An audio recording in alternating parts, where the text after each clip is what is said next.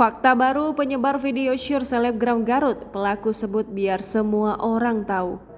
Sakit hati seorang pria hingga menyebarkan video berhubungan badan dengan Selebgram Garut.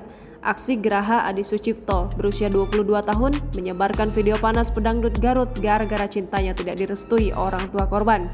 Adi yang menjadi manajer pedangdut RM pun memberikan pengakuan bahwa dirinya sengaja membuat video tersebut lantaran kecewa. RM merupakan pemeran wanita dalam video panas yang menjadi viral di media sosial. Adi juga mengaku bahwa penyebaran video panas tersebut sengaja dilakukan agar semua orang tahu bahwa korban telah melakukan hubungan intim dengannya. Sementara itu, Kapolres Garut AKBP Wirdanto Hadi Caksono mengungkapkan hal senada mengenai motif pelaku. Wirdanto mengungkapkan RM tidak mengetahui saat video tersebut direkam oleh pelaku.